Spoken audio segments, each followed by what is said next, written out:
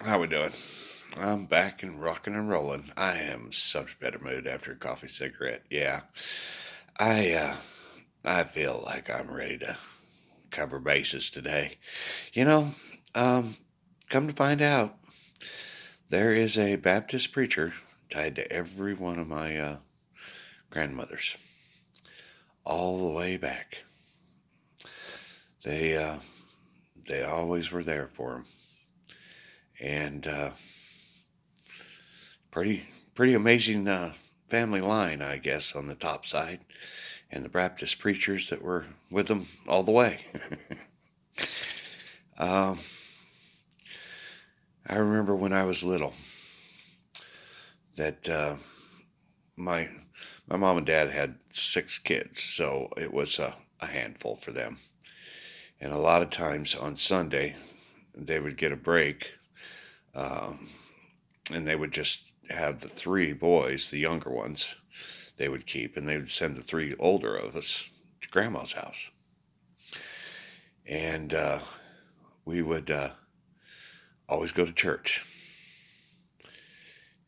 Grandma went every Sunday, and without fail, my grandma went to church on Sunday.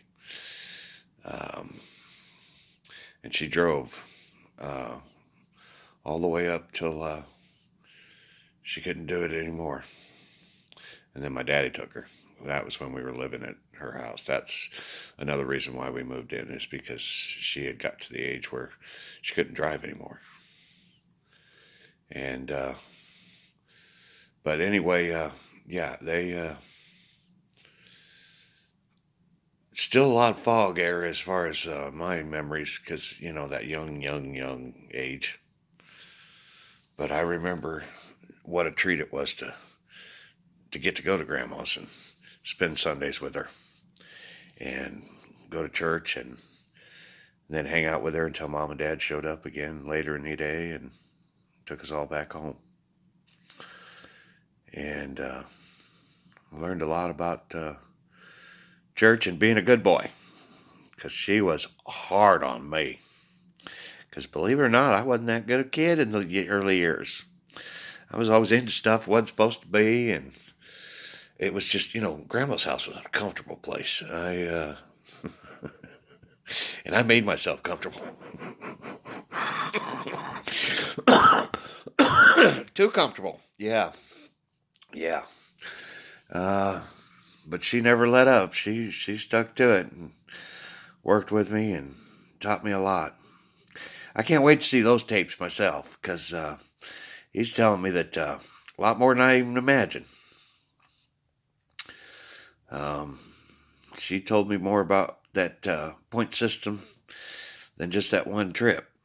She she was constantly telling me about, if I want to get to heaven, I got to be a good kid, and I got to listen to my mom and dad, and not lie. And I mean, she was just full of preaching and teaching of her own. And turns out a lot of my grandmas were. That was their off time job. And like I said, I can't wait to meet them all and hear their stories too. Cool parts, man. I'll be able to sit through all of them in one half an hour, dude. I can literally the entire line of crowd. Shoot, let's go, guys. Kills. Grandmas.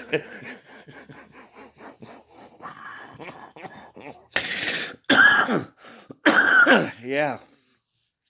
That'll be a busy morning, though. I mind you that. I mind you that. That'll be a busy morning for me.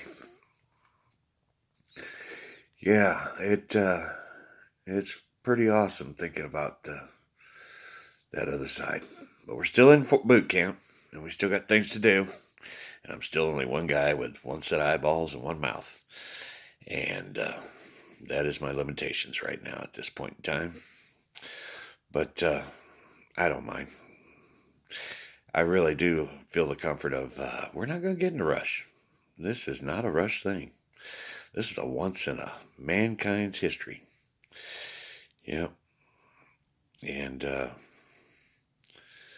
I'm the highest king. See, we've been going through this rank thing because it's just rank. I mean, we're all equals. Every one of us, guys. Everybody. Uh, the Father doesn't put himself any higher than what you are. All right, there sitting in your chair. And, but we do have a chain of command. And so I am the high king of everyone, even over him. And my two brothers are next in line, a partnership with God. They are the three that stand behind the one, which is me. And it just goes down from there. Now, bear in mind, I still got to do my apprenticeship, okay? I still got to get trained for the job up there on the top side. But, and we got to wait for the third brother, or the third king. That's another thing. None of this will totally be official until then. For right now, we're all stand-in three. But Jesus is definitely looking for a relief up there. He's like, yeah, okay. You take all of them after this, dude. I am done with prom dates. I am.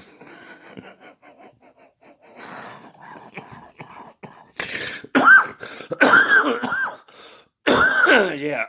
So that's another fence that we're talking about that's going to be up there. It's imaginary, but it's real. It's the you are my children, my time, and we will continue onward forward.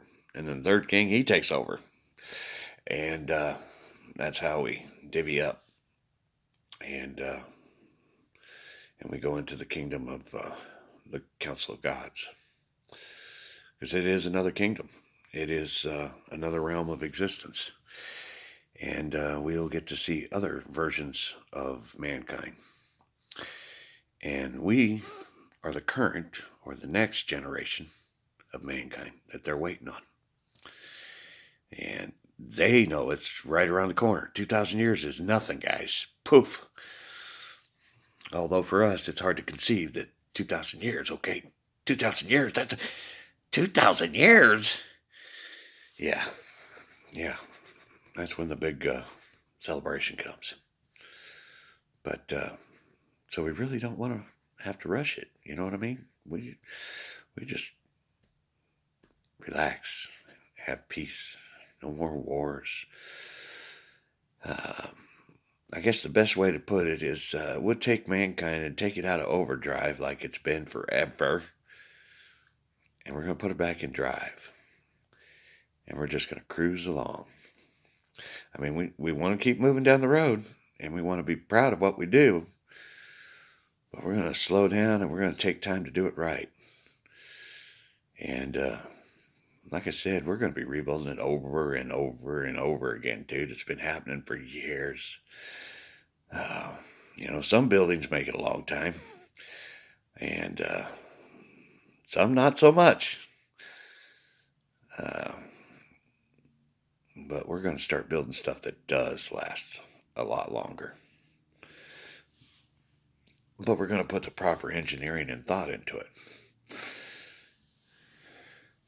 And a lot of the cities are going to become villages.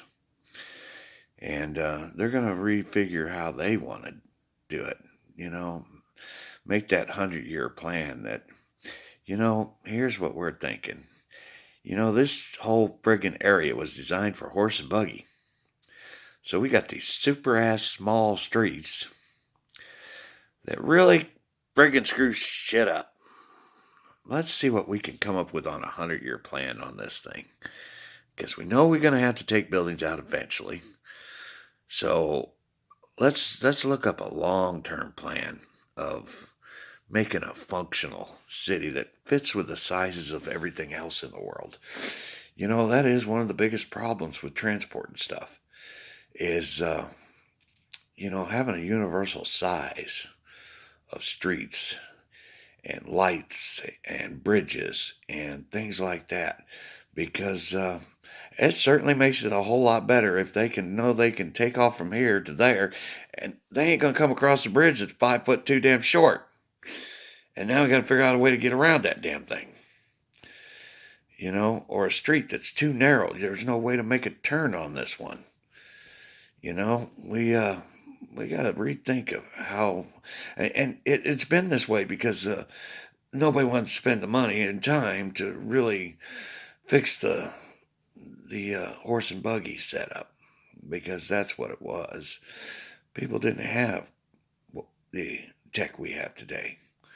And so therefore, the streets were very narrow. Most of Europe has that.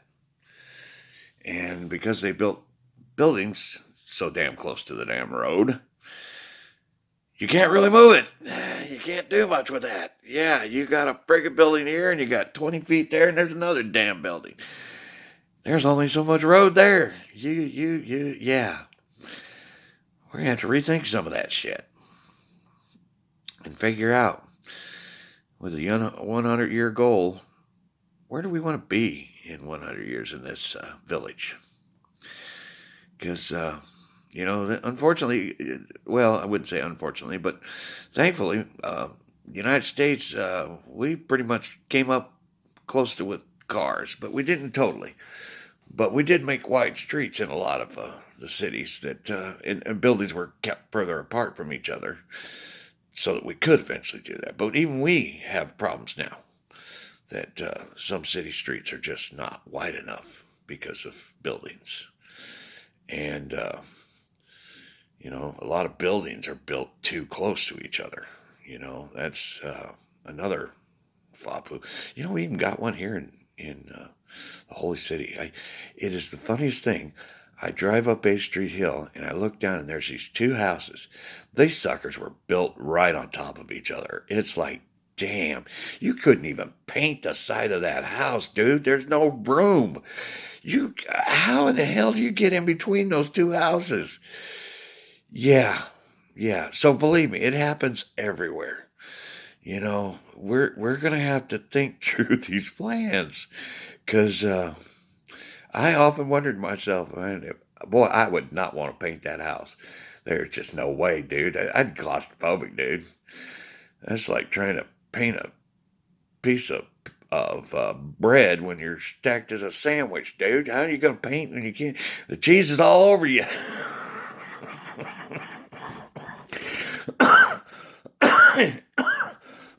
Yeah, we even have it here. So, people, they did what the hell they wanted to back in those days, and that's what they did. And they call it a grandfather clause. That damn thing was already here. Leave it alone. That's the way it was. It's grandfathered in. Yeah.